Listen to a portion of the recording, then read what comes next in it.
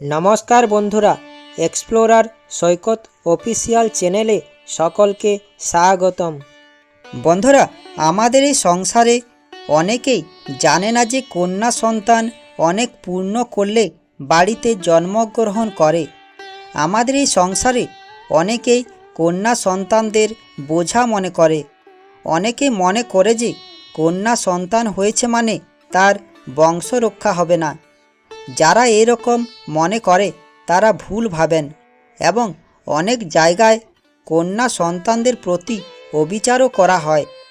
কন্যা সন্তানদের প্রতি এরূপ ব্যবহার করা কখনোই উচিত নয়।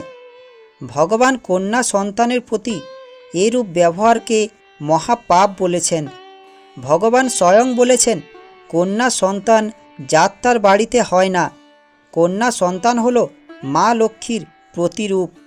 এই কথা ভুললে চলবে না যে মা দুর্গা, মা কালী, মা লক্ষ্মী, মা সরস্বতী সমস্ত দেবীরাই কন্যা। তাই কন্যা সন্তানকে সকলের সম্মান দেওয়া উচিত।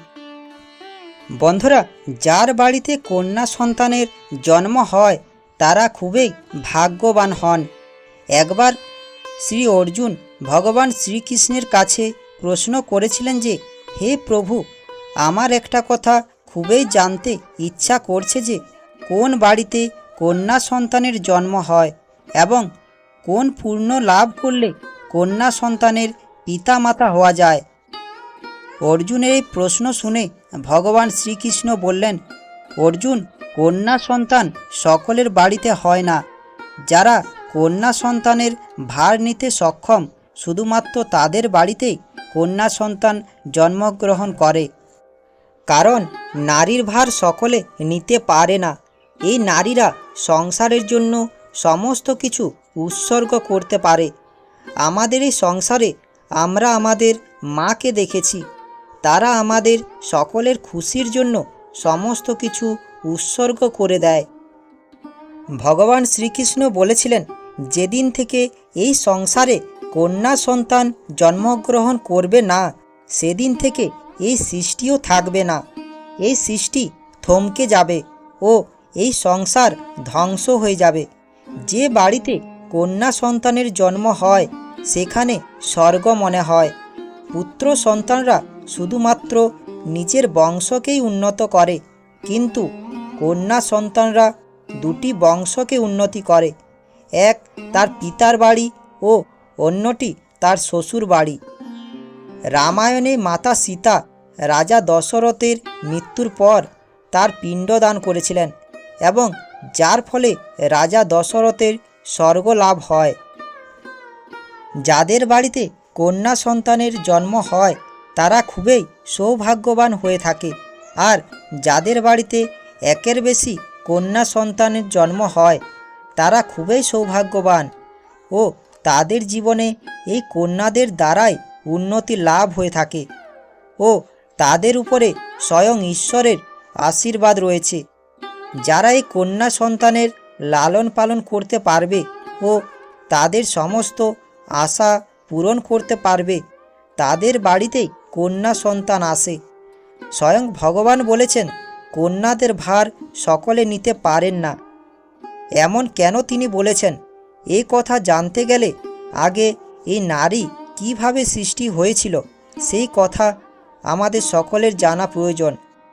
এই কথাগুলি জানলেই এই সমস্ত প্রশ্নের উত্তর সকলেই পেয়ে যাবেন। ব্রহ্মাদেব এই জগতের সমস্ত কিছু নির্মাণের মতো নারীকেও নির্মাণ করছিলেন। তার এটি ছিল সর্বশ্রেষ্ঠ সৃষ্টি।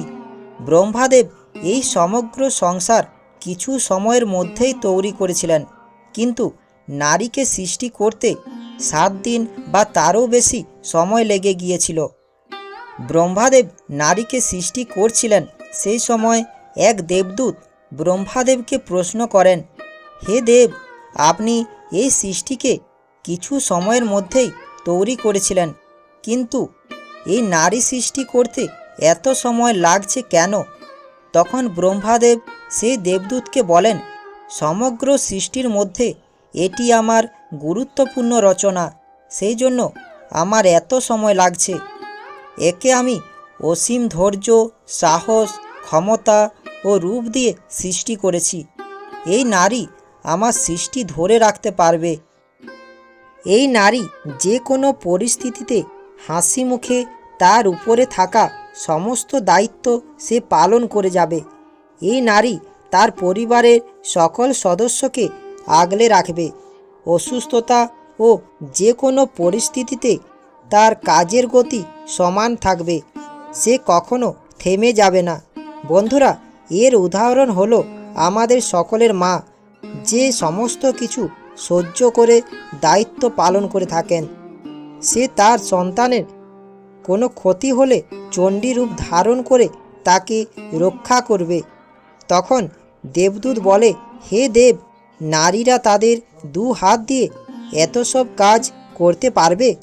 তখন ব্রহ্মাদেব তাকে বলেন, হে দেবদূত, তুমি ভুলে যেও না যে এটি আমার সর্বশ্রেষ্ঠ সৃষ্টি। ব্রহ্মাদেব আরও বলেন, এই নারীর 2টি হাতে আমি অসীম ক্ষমতা প্রদান করেছি। এই নারীরা দশভুজা হয়ে কাজ করবে, যেমন সন্তান পালন থেকে শুরু করে পুরুষদের সাথে কাঁধে কাঁধ মিলিয়ে কাজ করবে। তখন দেবদূত বলেন, অপূর্ব আপনার সৃষ্টি দেব। ব্রহ্মাদেব তখন বলেন, তুমি শুধু নারীর বাইরেটা দেখছো, আমি সমস্ত শক্তি নারীর অন্তরে প্রদান করেছি। তাকে বাইরে থেকে যতটা নরম মনে হবে, অন্তর থেকে তত বেশি সে কঠিন হবে। অর্থাৎ এই নারী নরম হলেও দুর্বল নয়। এই নারী শুধু চিন্তা করতে পারে তা নয়, সে যে কোনো পরিস্থিতিতে নরম থাকতে পারে। ও কখনো রেগে গেলে মা চণ্ডীর রূপ ধারণ করতেও পারে। ব্রহ্মাদেবকে দেবদূত বলেন, হে প্রভু, এ নারীর শরীর থেকে জল বেরিয়ে আসছে কেন? তখন ব্রহ্মাদেব তাকে বলেন, এটি শুধুমাত্র জল নয়, এটি হলো নারীর চোখের জল।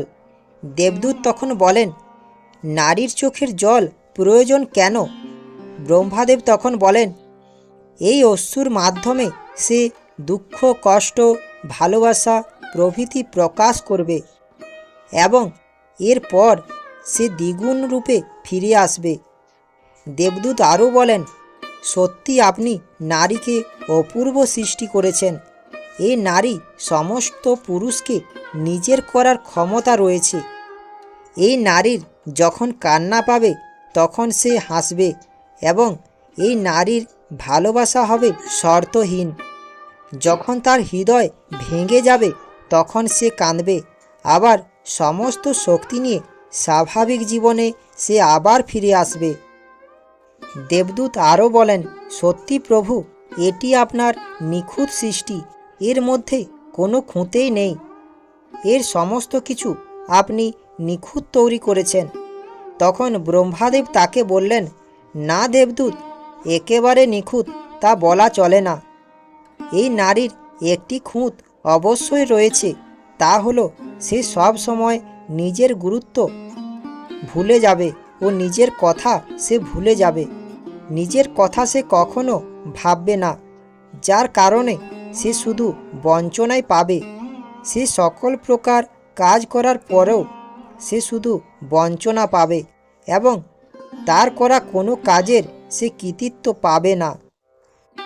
এই জগতে নারীরা যখন শক্তিরূপা হয়ে ওঠে তখন পৃথিবীতে অনেক বড় পরিবর্তন আসে। হিন্দু ধর্মে নারীকে দেবী লক্ষ্মীর রূপ মানা হয়।